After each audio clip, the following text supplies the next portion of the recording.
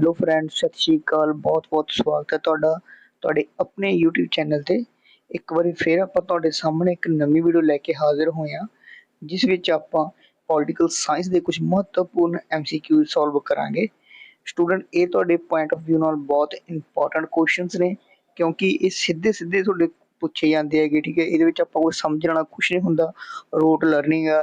ਤੁਸੀਂ ਵੀਡੀਓ ਨੂੰ ਇੱਕ ਦੋ ਵਾਰੀ ਆਪਣੀ ਅੱਖਾਂ ਥੱਲੇ ਲੰਘਾਓ, ਲਿਖੋ, ਉਹਨਾਂ ਨੂੰ ਨੋਟਸ ਬਣਾਓ। ਠੀਕ ਹੈ, ਸੋ ਤੁਹਾਨੂੰ ਇਹ ਆਟੋਮੈਟਿਕਲੀ ਯਾਦ ਹੋ ਜਾਣਗੇ। ਠੀਕ ਹੈ, ਚਲੋ ਦੇਖਦੇ ਹਾਂ ਆਪਾਂ ਬਿਨਾਂ ਦੇਰੀ ਤੋਂ ਅੱਜ ਦੇ ਕੁਐਸਚਨ। ਇਹਦੇ ਵਿੱਚ ਸਟੂਡੈਂਟ ਆਪਾਂ ਮੇਨ ਆਪਣਾ ਫੋਕਸ ਰਿਹਾ ਹੈਗਾ ਐਕਟ, ਜਿਹੜੇ ਵੀ ਐਕਟ ਹੈਗੇ, ਕਿਹੜੇ ਐਕਟ ਥਰੂ ਕੀ ਹੋਇਆ ਹੈਗਾ, ਇਹ ਸਾਰੇ ਆਪਣੇ ਐਕਟ ਆਪਾਂ ਇਹਦੇ ਵਿੱਚ ਲੈ ਕੇ ਆਏ ਹਾਂ, ਮੈਕਸੀਮਮ ਜਿੰਨੇ ਕਵਰ ਹੋ ਸਕਦੇ ਆ ਤੇ ਜਿਹੜੇ ਤੁਹਾਡੇ ਪੁਆਇੰਟ ਆਫ ਵਿਊ ਨਾਲ ਇੰਪੋਰਟੈਂਟ ਨੇ। ਚਲੋ ਦੇਖਦੇ ਹਾਂ ਇਹਦਾ ਆਪਾਂ ਪਹਿਲਾ question. In which of the following act the provision was made for the establishment of Supreme Court at Kolkata? ਹੇਠ ਲਿਖੇ ਕਾਨੂੰਨਾਂ ਵਿੱਚੋਂ ਕਿਸ ਵਿੱਚ ਕੋਲਕਾਤਾ ਵਿਖੇ ਸੁਪਰੀਮ ਕੋਰਟ ਦੀ ਸਥਾਪਨਾ ਦਾ ਪ੍ਰਬੰਧ ਕੀਤਾ ਗਿਆ? So option number 1 regulating act 1977, it's India act 1784, chatter act 1813 ਜਾਂ ਫਿਰ chatter act 1833। So the right answer ਆ ਆਪਸ਼ਨ ਨੰਬਰ 1 ਰੈਗੂਲੇਟਿੰਗ ਐਕਟ 1873। ਸੋ ਸਟੂਡੈਂਟ, ਤੁਹਾਨੂੰ ਪਤਾ ਹੋਣਾ ਚਾਹੀਦਾ, ਨਾਲ ਆਪਾਂ ਹਿਸਟਰੀ ਦੇ ਵਿੱਚ ਪੜ੍ਹੀ ਹੋਣਾ, ਸਾਨੂੰ ਪਹਿਲਾਂ ਅੰਗਰੇਜ਼ ਕਿੱਥੇ ਆਏ ਸੀਗੇ? ਸਾਨੂੰ ਪਹਿਲਾਂ ਬ੍ਰਿਟਿਸ਼ ਆਏ ਸੀ ਆਪਣੇ ਕੋਲਕਾਤਾ ਵਿੱਚ, ਤੇ 3 ਪ੍ਰੈਜ਼ੀਡੈਂਸੀਆਂ ਇਹਨਾਂ ਦੇ ਟਾਈਮ ਬਹੁਤ ਮਸ਼ਹੂਰ ਸੀਗੀਆਂ, ਬੰਬੇ, ਮਦਰਾਸ ਤੇ ਕਲਕੱਤਾ। ਤੇ ਇਹਨਾਂ ਦਾ ਡਿਵੈਲਪਮੈਂਟ ਇਹਨਾਂ ਨੇ ਬਹੁਤ ਕੀਤੀ ਹੈਗੀ, ਤਿੰਨੇ ਪ੍ਰੈਜ਼ੀਡੈਂਸੀਆਂ ਦੀ। ਤੇ ਸਾਨੂੰ ਪਹਿਲਾਂ ਵੀ ਸੁਪਰੀਮ ਕੋਰਟ ਦੀ ਜਾਂ ਕੋਈ ਹਾਈ ਕੋਰਟ ਕੁਛ ਵੀ ਸਾਨੂੰ ਪਹਿਲਾਂ ਬੰਬੇ, ਮਦਰਾਸ ਤੇ ਕਲਕੱਤਾ ਦੇ ਵਿੱਚ ਹੀ ਲਾਏ ਗਏ। ਠੀਕ ਹੈ, ਸੋ ਚਲੋ ਅਗਲਾ ਦੇਖਦੇ ਆਪਾਂ next question. by which one of the following act was federal court in India created? Bharat ਵਿੱਚ ਫੈਡਰਲ ਕੋਰਟ ਨੂੰ ਹੇਠ ਦਿੱਤੇ ਐਕਟਾਂ ਵਿੱਚ ਕਿਸ ਇੱਕ ਦੁਆਰਾ ਬਣਾਇਆ ਗਿਆ? So option number 1 Indian council act 1861, in government of India act 1909, government of India act 1919 ਜਾਂ ਫਿਰ government of India act 1935। So the right answer ਹੈ student option number D, the government of India act 1935 ਦੇ through federal bank ਬਣਾਇਆ ਗਿਆ। ਸੋ ਇਸ ਨੂੰ ਹੀ ਬਾਅਦ ਦੇ ਵਿੱਚ ਅਮੈਂਡ ਕਰਕੇ ਆਪਣਾ ਸੁਪਰੀਮ ਕੋਰਟ ਨੂੰ ਹਾਈ ਕੋਰਟ ਦੇ ਵਿੱਚ ਕਨਵਰਟ ਕਰਦਾ ਸੀ। ਠੀਕ ਹੈ, ਚਲੋ ਨੈਕਸਟ ਦੇਖਦੇ ਹਾਂ ਆਪਾਂ question number 3 which act of British Parliament abolished the East India Company monopoly over trade in India? British parliament ਨੇ ਕਿਹੜੇ ਐਕਟ ਨੇ ਭਾਰਤ ਵਿੱਚ ਵਪਾਰ ਉੱਤੇ ਈਸਟ ਇੰਡੀਆ ਕੰਪਨੀ ਦੀ ਇੱਕ ਅਧਿਕਾਰ ਨੂੰ ਖਤਮ ਕਰ ਦਿੱਤਾ?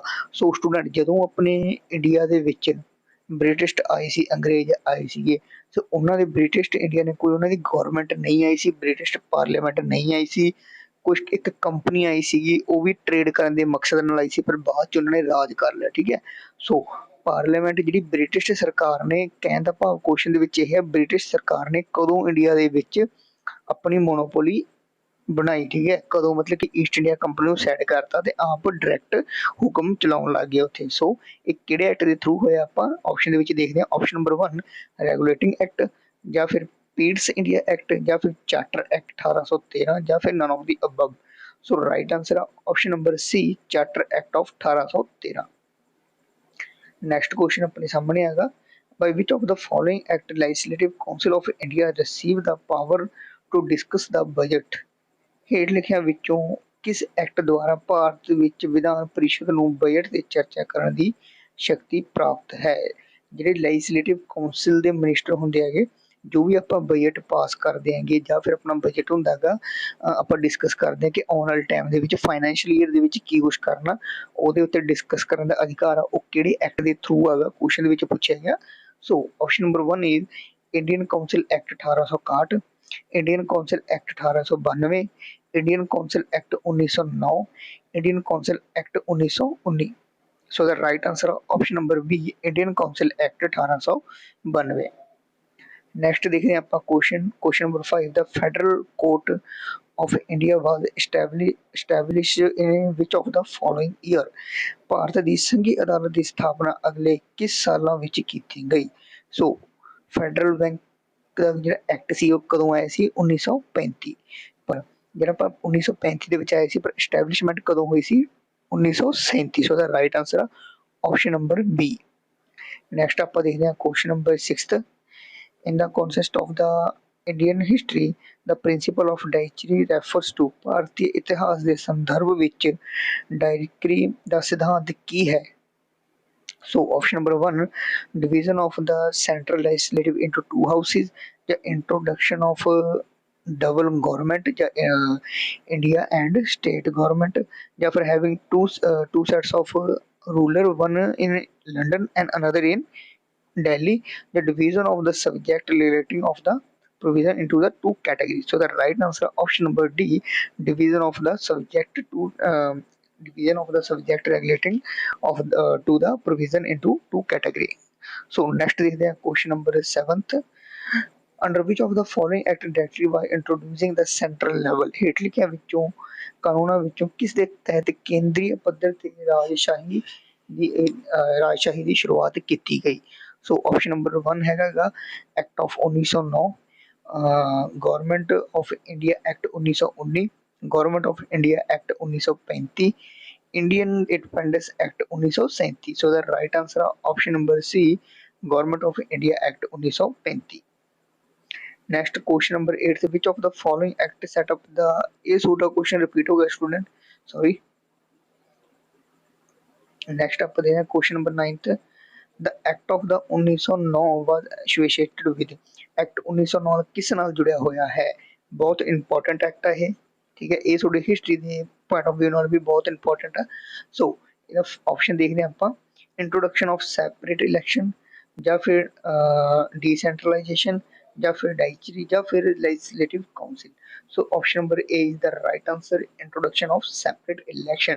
सो इसे एक्ट ਨੂੰ ਹੀ ਪਾਕਿਸਤਾਨ ਤੇ ਇੰਡੀਆ ਦੀ ਨੀਂਹ ਕਹਿ ਦਿੰਦੇ ਆਪਾਂ, ਸ਼ੁਰੂਆਤ ਜਾਂ ਨੀਂਹ ਰੱਖੀ ਇਸਨੇ ਹੀ ਰੱਖੀ. ਇਹਦੇ ਵਿੱਚ ਸੈਪਰੇਟ ਇਲੈਕਸ਼ਨ ਦਾ ਥਿਊਰੀ ਲਾਈ ਗਈ ਸੀ, ਜਿਸ ਵਿੱਚ ਜਿਹੜੇ ਏਰੀਏ ਦੇ ਵਿੱਚ ਹਿੰਦੂ ਵੱਧ ਸੀਗੇ ਉੱਥੇ ਹਿੰਦੂ ਹੀ ਇਲੈਕਸ਼ਨ ਲੜੂਗਾ, ਤੇ ਜਿਹੜੇ ਵਿੱਚ ਮੁਸਲਿਮ ਵੱਧ ਸੀ ਉੱਥੇ ਮੁਸਲਿਮ ਹੀ ਇਲੈਕਸ਼ਨ ਲੜੂਗਾ, ਠੀਕ ਹੈ.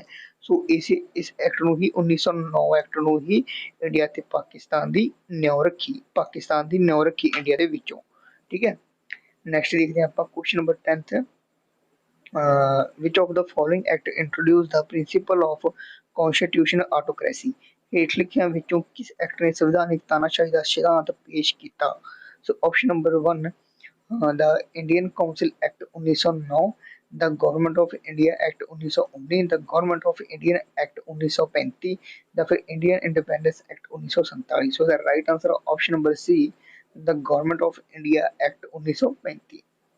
So question number 11th, the Indian legislature was made in bicameral for the first time by, ਭਾਰਤੀ ਵਿਧਾਨ ਸਭਾ ਨੂੰ ਪਹਿਲੀ ਵਾਰ ਦੋ ਕੈਮਰੇਲ ਕਦੋਂ ਬਣਾਇਆ ਗਿਆ? ਠੀਕ ਹੈ. Option number 1, Indian council act of 1892, Indian council act of 1909, the government of India act 1919, ਜਾਂ ਫਿਰ option number D, the government of India act 1935. So the right answer option number C, the government of India act of 1919. So next ਦੇਖਦੇ ਹਾਂ ਆਪਾਂ question number 12, which of the following act introduced the bicameral legislative at the center, ਹੇਠ ਦਿੱਤੇ ਕਾਨੂੰਨਾਂ ਵਿੱਚੋਂ ਕਿਸ ਦੇ ਕੇਂਦਰ ਵਿੱਚ ਦੋ ਕੈਮਰੀ ਵਿਧਾਨ ਸਭਾ ਦੀ ਸ਼ੁਰੂਆਤ ਕੀਤੀ? ਸੋ ਆਪਸ਼ਨ ਨੰਬਰ 1, ਕਿਸ ਈਅਰ ਕੀਤੀ? ਇਹਦੇ ਵਿੱਚ ਪੁੱਛਿਆ ਗਿਆ ਕਿਹੜੇ ਈਅਰ ਦੋ ਕੈਮਰੀ ਵਿਧਾਨ ਸਭਾ ਦੀ ਸ਼ੁਰੂਆਤ ਕੀਤੀ ਗਈ? ਸੋ option number A 1961, option number B 1917, option number C 1919, option number D 1915. So the right answer option number C 1919 act. So question number next is, so declare the power of the president of issue ordinance in the relic of ordinance ਜਾਰੀ ਕਰਨ ਦੀ ਰਾਸ਼ਟਰਪਤੀ ਨੂੰ ਸ਼ਕਤੀ ਕਿੱਥੋਂ ਪ੍ਰਾਪਤ ਹੁੰਦੀ ਹੈ? ਕਿਹੜੇ act ਦੇ ਥਰੂ ਉਹਨੂੰ ਸ਼ਕਤੀ ਮਿਲਦੀ ਹੈਗੀ, ਠੀਕ ਹੈ. ਇਹ ਆਪਣੇ ਕੌਨਸਟੀਟਿਊਸ਼ਨ ਦੇ ਵਿੱਚ ਵੀ ਦੱਸਿਆ ਹੋਇਆ ਹੈਗਾ ਕਿ ਜਿਹੜੇ ਆਪਣੇ ਪਾਵਰ ਪ੍ਰੈਜ਼ੀਡੈਂਟਸ ਕੋਲ ਕੁਝ ਪਾਵਰ ਹੁੰਦੀਆਂ ਹੈਗੀਆਂ, ਆਰਡੀਨੈਂਸ ਪਾਵਰ ਹੁੰਦੀਆਂ ਹੈਗੀਆਂ, ਜੋ ਮਤਲਬ ਕਿ ਉਹ ਐਮਰਜੈਂਸੀ ਟਾਈਮ ਯੂਜ਼ ਕਰ ਸਕਦਾ ਹੈਗਾ, ਠੀਕ ਹੈ. ਸੋ ਇਹ ਕਿਹੜੇ ਐਕਟ ਥਰੂ ਮਿਲੀਆਂ ਇਹਨਾਂ ਨੂੰ? ਦ ਗਵਰਨਮੈਂਟ ਆਫ ਇੰਡੀਆ ਐਕਟ 1935. ਜੇ ਗਵਰਨਮੈਂਟ ਆਫ ਇੰਡੀਆ ਐਕਟ 1935 ਹੈਗਾ, ਇਹਨੂੰ ਆਪਣੇ ਕੌਨਸਟੀਟਿਊਸ਼ਨ ਦੇ ਵਿੱਚ ਬਹੁਤ ਕੁਝ ਇਹ ਤੋਂ ਲਿਆ ਗਿਆ ਹੈਗਾ, ਕਿਉਂਕਿ ਆਪਣਾ ਆਜ਼ਾਦੀ ਤੋਂ ਪਹਿਲਾਂ ਦਾ ਸੀਗਾ ਇਹ 1935, ਆਜ਼ਾਦੀ ਤੋਂ ਪਹਿਲਾਂ ਦਾ ਸੀਗਾ, ਫਿਰ ਵੀ ਇਹਨੇ ਬਹੁਤ ਮੇਨ ਭੂਮਿਕਾ ਨਿਭਾਈ ਹੈਗੀ ਆਪਣੇ ਕੌਨਸਟੀਟਿਊਸ਼ਨ ਦੇ ਵਿੱਚ ਇਸ ਐਕਟ ਨੇ, ਠੀਕ, 1935 ਐਕਟ। ਨੈਕਸਟ ਦੇਖਦੇ ਹਾਂ ਆਪਾਂ question number 14, which act for the first time made the possible for the Indian to take some share in the administration of this country। ਕਿਸ ਐਕਟ ਨੇ ਪਹਿਲੀ ਵਾਰ ਭਾਰਤੀਆਂ ਦੇ ਆਪਣੇ ਦੇਸ਼ ਦੇ ਪ੍ਰਸ਼ਾਸਕ ਵਿੱਚ ਕੁਝ ਹਿੱਸਾ ਲੈਣ ਵਿੱਚ ਸੰਭਵ ਬਣਾਇਆ। ਸੋ ਪਹਿਲਾਂ ਕੀ ਹੁੰਦਾ ਸੀਗਾ, ਜਦੋਂ ਆਪਣਾ ਦੇਸ਼ ਆਜ਼ਾਦ ਨਹੀਂ ਹੋਇਆ ਸੀ, ਸਾਰੀਆਂ ਪਾਵਰਾਂ, ਸਾਰੇ ਮਤਲਬ ਕਿ ਗੌਰਮੈਂਟ ਜੋਬ ਤੇ ਉਹ ਸਾਰੀ ਕਿਹਦੇ ਕੋਲ ਹੁੰਦੀਆਂ ਸੀ, ਬ੍ਰਿਟਿਸ਼ ਕੋਲ ਹੁੰਦੀਆਂ ਸੀ,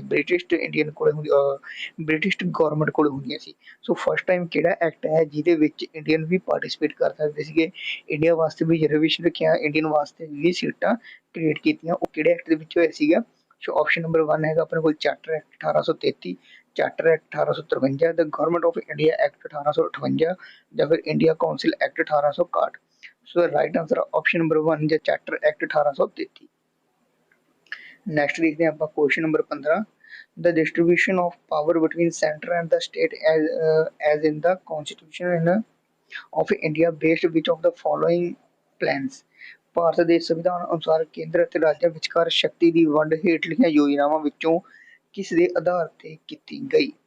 ਚਲੋ ਸੈਂਟਰ ਤੇ ਸਟੇਟ ਦੇ ਵਿੱਚ ਪਾਵਰਾਂ ਡਿਸਟ੍ਰੀਬਿਊਟ ਹੋਈਆਂ, ਠੀਕ ਹੈ, ਇੰਡੀਆ ਦੇ ਵਿੱਚ ਸੈਂਟਰ ਦੇ ਵਿੱਚ ਜਿਹੜੇ ਇਹਨੂੰ ਕੌਨਕਰੈਸ ਲਿਸਟ ਕਹਿੰਦੇ ਆਪਾਂ, ਆਸਟ੍ਰੇਲੀਆ ਤੋਂ ਲਈ ਗਈ ਹੈ ਇਹਦੇ ਵਿੱਚ, ਤੇ ਸੈਂਟਰ ਨੂੰ ਇਹਦੇ ਵਿੱਚ ਮਜ਼ਬੂਤ ਰੱਖਿਆ ਗਿਆ, ਸੈਂਟਰ ਕੋਲੇ ਪਾਵਰ ਵੱਧ ਆ, ਸਟੇਟ ਕੋਲੇ ਪਾਵਰ ਘੱਟ ਨੇ, ਠੀਕ ਹੈ। ਤੇ ਇਹ ਕਿਹੜੇ ਐਕਟ ਦੇ ਥਰੂ ਹੋਇਆਗਾ, ਆਪਸ਼ਨ ਨੰਬਰ 1 ਮਾਰਲੀਮੈਂਟੋ ਰਿਫਾਰਮ ਜਾਂ ਫਿਰ Montagu Chelmsford reform 1919, the government of India act 1935 ਜਾਂ ਫਿਰ Indian independence act 1947। So the right answer option number C, the government of India act 1935। So ਮੈਂ ਕਿਹਾ ਸੀ 1935 ਐਕਟ ਨੇ ਬਹੁਤ ਅੱਛੀ ਭੂਮਿਕਾ ਨਿਭਾਈ ਹੈਗੀ ਇੰਡੀਅਨ ਕੌਨਸਟੀਟਿਊਸ਼ਨ ਦੇ ਵਿੱਚ, ਬਹੁਤ ਕੁਝ ਆਪਾਂ ਗਵਰਨਮੈਂਟ ਆਫ ਇੰਡੀਆ ਐਕਟ 1935 ਦੇ ਵਿੱਚ ਵੀ ਲਿਆ ਗਾ, ਠੀਕ ਹੈ, ਕੌਨਸਟੀਟਿਊਸ਼ਨ ਬਣਾਉਣ ਲੱਗੇ। ਸੋ ਨੈਕਸਟ ਦੇਖਦੇ ਹਾਂ ਆਪਾਂ question number 16, if federal system and dietary at the center was introduced in India by ਦੁਆਰਾ ਭਾਰਤ ਦੀ ਸੰਘੀ ਪ੍ਰਣਾਲੀ ਅਤੇ ਕੇਂਦਰ ਦੀ ਡਾਇਚਰੀ ਦੀ ਸ਼ੁਰੂਆਤ ਕੀਤੀ ਗਈ, ਕਿਹੜੇ ਐਕਟ ਦੇ ਥਰੂ ਸ਼ੁਰੂਆਤ ਕੀਤੀ ਗਈ।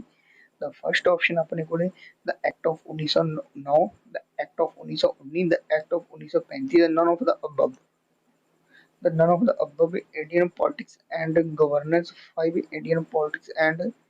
ਸੋ ਆਪਸ਼ਨ ਨੰਬਰ ਡੀ ਨੂੰ ਤੁਸੀਂ ਮਤਲਬ ਕਿ ਇਗਨੋਰ ਕਰੋ, ਠੀਕ ਹੈ। ਸੋ ਦਾ ਰਾਈਟ ਆਂਸਰ ਹੈਗਾ ਦ ਐਕਟ ਆਫ 1935। ਇਹ ਮਤਲਬ ਕਿ ਟਾਈਪ ਕਰਨ ਲੱਗੇ ਮੇਰੇ ਨਾਲ ਗਲਤ ਹੋ ਗਿਆ। ਚਲੋ ਨੈਕਸਟ ਦੇਖਦੇ ਹਾਂ ਆਪਾਂ, ਡੀ ਦਾ ਨਨ ਆਫ ਦੀ ਅਬਵ ਹੀ ਹੈਗਾ, ਮਤਲਬ ਇੰਡੀਅਨ ਪੋਲਿਟਿਕਸ ਐਂਡ ਗਵਰਨਰ, ਇਹ ਮਤਲਬ ਕਿ ਇਗਨੋਰ ਕਰੋ, ਠੀਕ ਹੈ। ਇਹਦਾ ਰਾਈਟ ਆਂਸਰ ਹੈ 1935 ਐਕਟ। ਨੈਕਸਟ ਆਪਣੇ ਕੋਲ question number 17, in India federation established under the act of 1935 legislative power were given to 1935 ਦੇ ਐਕਟ ਅਧੀਨ ਸਥਾਪਿਤ ਫੈਡਰੇਸ਼ਨ ਵਿੱਚ ਬਾਕੀ ਸ਼ਕਤੀਆਂ ਇਹਨਾਂ ਵਿੱਚੋਂ ਕਿਸ ਨੂੰ ਦਿੱਤੀ ਗਈਆਂ ਹਨ। ਸੋ ਆਪਸ਼ਨ ਨੰਬਰ 1 ਫੈਡਰਲ ਲੈਜਿਸਲੇਚਰ, ਜਾਂ ਫਿਰ ਆਪਸ਼ਨ ਨੰਬਰ ਬੀ ਪ੍ਰੋਵਿਜ਼ਨਲ ਲੈਜਿਸਲੇਚਰ, ਜਾਂ ਫਿਰ ਆਪਸ਼ਨ ਨੰਬਰ ਸੀ ਗਵਰਨਰ ਜਨਰਲ, ਜਾਂ ਫਿਰ option number D ਪ੍ਰੋਵਿਜ਼ਨਲ governor. So the right answer option number C governor general. So next ਦੇਖਦੇ ਹਾਂ ਅੱਜ ਆਪਾਂ ਕੁਐਸਚਨ ਨੰਬਰ 20, ਤੇ ਇਹ ਤੁਹਾਡਾ ਅੱਜ ਦਾ ਲਾਸਟ ਕੁਐਸਚਨ ਹੈਗਾ। ਚਲੋ ਦੇਖਦੇ ਹਾਂ ਆਪਾਂ, which one of the following is now the important of the permanent constituent of the constitutional history of the India as adopted in the Government of India Act 1935। Bharat ਸਰਕਾਰ ਦੇ ਕਾਨੂੰਨ 1935 ਵਿੱਚ ਅਪਣਾਏ ਗਏ ਭਾਰਤ ਦੇ ਸੰਵਿਧਾਨਿਕ ਇਤਿਹਾਸ ਵਿੱਚ ਹੇਠ ਲਿਖਿਆਂ ਵਿੱਚੋਂ ਕਿਹੜਾ ਇੱਕ ਮਹੱਤਵਪੂਰਨ ਸਥਾਈ ਸੰਗਠਕ ਨਹੀਂ ਹੈ, ਠੀਕ ਹੈ ਸਟੂਡੈਂਟ।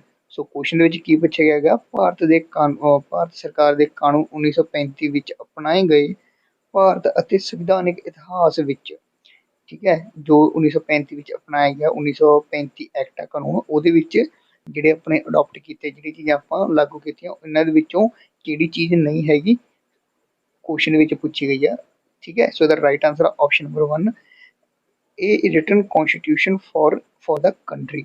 ਸੋ ਆਪਣਾ ਰਿਟਨ ਕੌਨਸਟੀਟਿਊਸ਼ਨ ਕਦੋਂ ਬਣਾਇਆ ਗਿਆ ਹੈਗਾ, ਇਹ 1947 ਜਦੋਂ ਆਪਣਾ ਦੇਸ਼ ਆਜ਼ਾਦ ਹੋ ਗਿਆ, ਇਸ ਤੋਂ ਬਾਅਦ ਬਣਾਇਆ ਗਿਆ ਸੀ। ਸੋ ਇਹਨਾਂ ਨੇ ਨੋਟ ਪੁੱਛਿਆ, ਤੇ ਨੋਟ ਕੀ ਆਊਗਾ ਆਪਣਾ ਗਲਤ ਕਿਹਦਾ, ਇਹਦੇ ਵਿੱਚੋਂ ਗਲਤ ਆਪਣਾ ਆਪਸ਼ਨ ਨੰਬਰ 1 ਹੈਗਾ, ਇਹ ਰਿਟਨ ਕੌਨਸਟੀਟਿਊਸ਼ਨ ਫॉर द ਕੰਟਰੀ। ਸੋ ਇਹ ਗਲਤ ਆ ਤਾਂ ਇਹੀ ਸਹੀ ਹੈਗਾ, ਠੀਕ ਹੈ, ਕਿਉਂਕਿ ਇਹਨਾਂ ਨੇ ਨੋਟ ਪੁੱਛਿਆ। ਚਲੋ ਸਟੂਡੈਂਟ, ਇਹ ਤੁਹਾਡੇ ਅੱਜ ਦੇ ਕੁਐਸਚਨ ਸੀ, ਬਹੁਤ ਇੰਪੋਰਟੈਂਟ ਸੀਗੇ ਸਾਰੇ, ਦੇ ਵਿੱਚ ਆਪਾਂ ਐਕਟ ਦੇ ਗੱਲ ਕੀਤੀ ਆ। ਸੋ ਆਪਾਂ ਨੈਕਸਟ ਕੋਸ਼ਿਸ਼ ਕਰਾਂਗੇ ਫੰਡਾਮੈਂਟਲ ਰਾਈਟਸ ਤੇ ਵੀਡੀਓ ਲੈ ਕੇ ਆਈਏ, ਕਿਉਂਕਿ ਫੰਡਾਮੈਂਟਲ ਰਾਈਟਸ ਤੋਂ ਰਿਗਾਰਡਿੰਗ ਬਹੁਤ ਕੁਐਸਚਨ ਤੁਹਾਡੇ ਪੁੱਛੇ ਜਾਂਦੇ ਹੈਗੇ, ਤੇ ਬਹੁਤ ਇੰਪੋਰਟੈਂਟ ਆ ਤੁਹਾਡੇ ਫੰਡਾਮੈਂਟਲ ਰਾਈਟਸ। ਸੋ ਸਟੂਡੈਂਟ ਬਹੁਤ ਬਹੁਤ ਧੰਨਵਾਦ। ਜੇ ਕੋਈ ਵੀ ਡਾਊਟ ਹੋਇਆ ਤਾਂ ਸਾਡੇ ਜੀਵੀ ਸਟੇਸ਼ਨ ਤੇ ਟੈਲੀਗ੍ਰਾਮ ਮੈਸੇਜ ਕਰ ਦਿਓ, ਜਾਂ ਫਿਰ ਆਪਾਂ ਇੰਸਟਾਗ੍ਰਾਮ ਤੇ ਜੀਵੀ ਸਟੇਸ਼ਨ ਨਾਂ ਦੇ ਚੈਨਲ ਤੋਂ ਪੇਜ ਤੋਂ ਤੁਸੀਂ ਮੈਸੇਜ ਕਰਕੇ ਪੁੱਛ ਸਕਦੇ ਹੋ। Thank you so much student.